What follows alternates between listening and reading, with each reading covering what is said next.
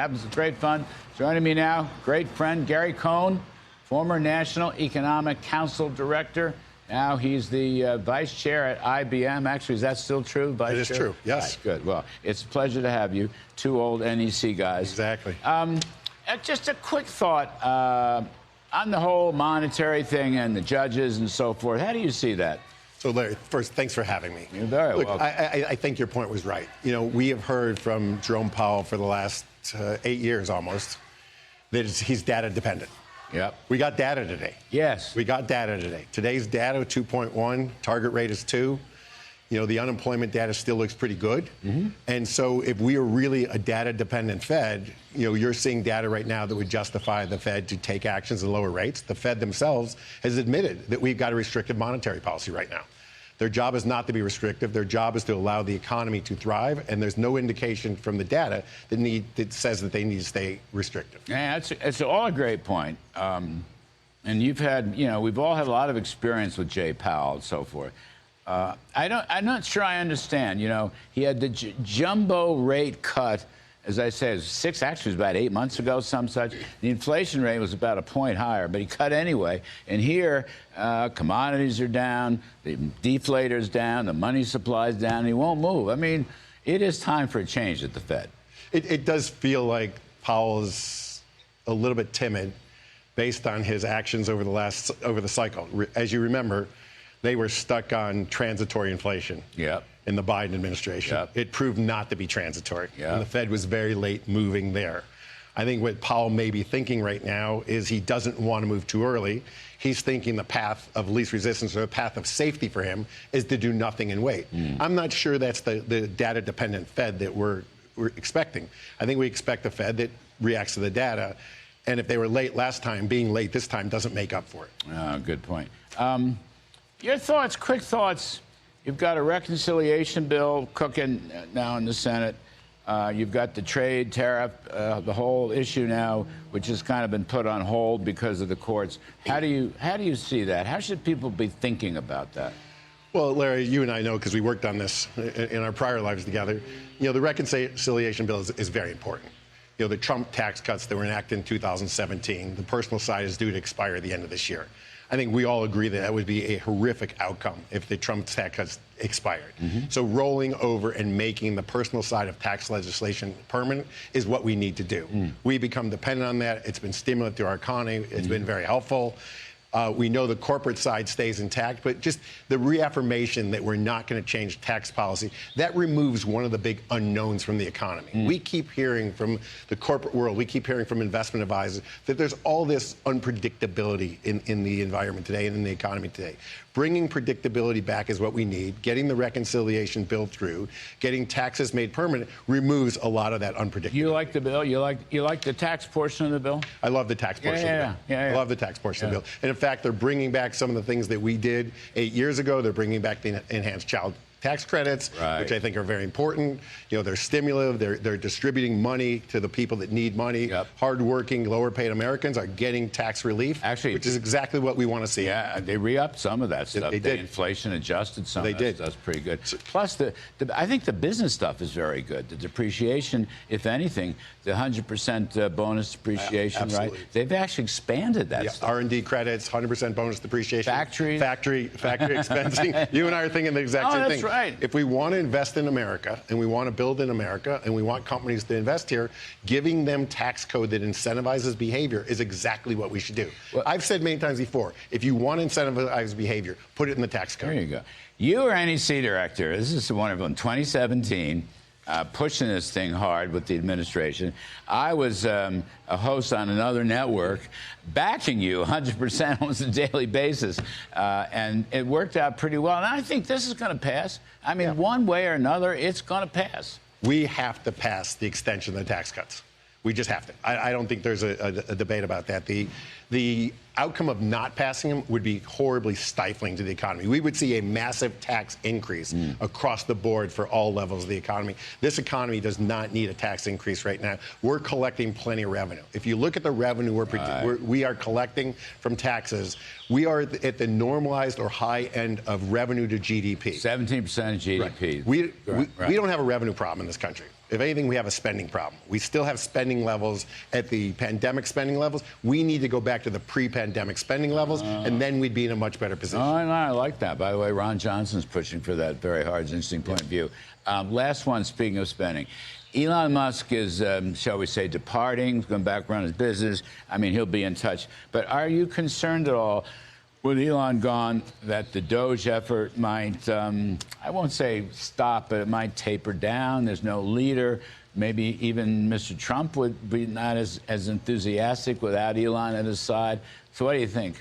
I think President Trump has made it clear that he's looking for efficiencies in the White House. Yeah. I think America is going to find efficiencies. The technology community, the business community, I think they're in the White House today talking to the president, talking to his team about efficiencies, real permanent efficiencies in modernizing technology, modernizing the way we do things, streamlining, not having hundreds of vendors that provide to the U.S. government, streamlining those vendors, getting ourselves into new technology, and modernizing the systems that run this country. There's huge economies of scale in doing that, and I think we're just seeing the beginning. Can't stop that. You just cannot stop that. It's good for growth in the economy. Productivity. It's good for everything. It's good for the citizens. It's good for growth. It's good for business. It's good for everyone. All right, Gary Cohn, well done. Well said. Thank you, Larry. For your wisdom. We really appreciate it. Thanks for visiting with us. Great to be with you. All right. Coming up next, we're going to put, let's see, Kevin Warsh, former Federal Reserve Governor, is going to come. We have switched seats here. And Gary Cohn, thank you again for doing this. And, you know, the couple of things here. What's wrong with the Federal Reserve? And, you know, the whole China story, Maria Bartiromo is going to join us later on. I might get a whack at it from Kevin Warsh. You know, am I shocked that China is not living up to its promises? Of course I'm not shocked. We spent 2.5 years negotiating a China trade bill, so-called Phase 1, and they ignored it for the last 5 years. So what else is new in life? Anyway, right here, my great friend, former Federal Reserve Governor, Mr. Kevin Warsh. Hello, Kevin. Larry, great to be with you. Am I too glib about this White House Oval Office meeting? You know, we had one, Trump and Powell and a few other of us in the Oval Office. But I was told by my little sources that Trump was very stern and wants to cut rates. Now, is that the right thing or the wrong thing? Jay Powell, the Federal Reserve, really hasn't said anything about this, even though, as Gary Cohn pointed out, the inflation numbers come in basically at their target, 2.1%. So what do you make of this? So first of all, it's great to be here. This is my first time to the shining city on the hill. So now I see what all the fuss is about. For you, this is like a nostalgia thing, but for us, I was a fanboy during the Reagan era. I feel like I've come home here. I can't help but think this is our Reagan moment. This might feel that way to you. No, it was 44 years ago around this time. The media were beating up the president. There was a big fight about what to do in Iran. College campuses were a mess. Discussions like this were happening about inflation. And what did that president do? He fought on. In retrospect, we think it was all easy. But as you'll know on the front lines, it wasn't easy. I think that's what the president's taking on today. You know, point on that. Very important. Reagan inherited this double-digit inflation, which caused a longer recession than anybody wanted or anybody thought. He told Paul Volcker, who was running the Fed at the time, he said, you do whatever is necessary, and I will handle the politics, all right, in a meeting, all right? Reagan's senior staff never particularly liked Volcker, thought he was too tight for too long, but Volcker conquered inflation. And at the same time, Reagan slashed tax rates. I mean, slashed tax rates in 2 tranches, from 70 to 50, then to 28. Supply side growth, more goods on the marketplace. Volcker said less money to conquer inflation. Okay, those were tough times. Now, today, it's a little different, but why do you reckon is the Fed fight? I mean, they're very stubborn. The numbers have come in. You probably heard Gary Cohn say that. But the point is this about Fed independence, or is this about Fed misjudgment, or is this about the need for a new kind of Fed? Well, the Fed's missed a lot of important decisions over the last 5 years or so. This is not a great track record that the Fed's coming into here. The best case that you could make to justify the Fed's recalcitrance now is maybe their inflation-fighting credibility has been squandered. So now they're trying to compensate by being hawkier. I think the point you made at the beginning is the right one. The case to cut rates today is much better than the case to cut rates was last September. Now, if last September they had sounded like hawks and they hadn't cut rates, well, they'd have, I think, some argument here. But where were we last September when they cut rates 100 basis points, 50 with an emergency rate cut? Inflation was nearly 3%. Today, inflation's nearly 2%. Today, the volatility in financial markets is higher. Back then, the economy was reaccelerating. The case is stronger today than it was then, so it's going to really be up to the Fed to make that decision. I'll make one other point. Presidents have been beating up on Fed chairmen for a long time. I give President Trump credit. What he's saying privately is what he's saying publicly. I'd rather the world know what those discussions are, and the president's uncomfortable with it. And the Fed shouldn't be sort of scared of a little criticism. After this level of inflation that has divided the country, created the most regressive tax we could come up with, the Fed is owed a bit of criticism, and the president and others are giving it to him.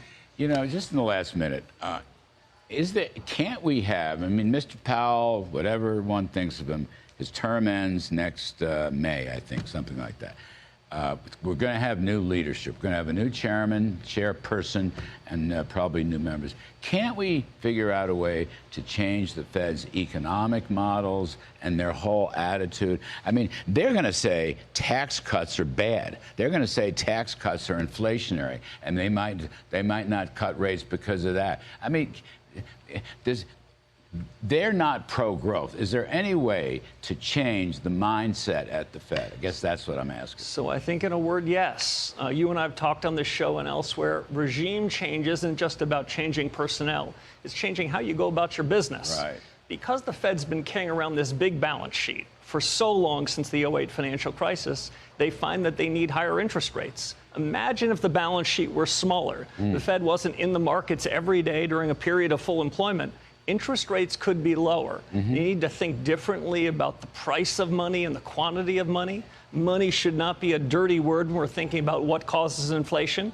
And I think I'll summarize it best maybe the way that Ronald Reagan did rather famously 40 years ago. He said that inflation didn't come about when the American people were living too well. Inflation came about when the government was living too well. And this government's been living too well for the last 5 years. And as you know, the government's spending 60% more money than the day before COVID. And the other thing the government's been doing to this period, printing a lot more money that we didn't need. So like you, I think this is a pretty important moment. And if we get this right, the next 5 and 10 and 20 years are going to be great. Kevin Warsh, well put. Quoting Reagan, too. This is absolutely wonderful. Anyway, we appreciate your coming on. Thanks, Larry. Great to be with you.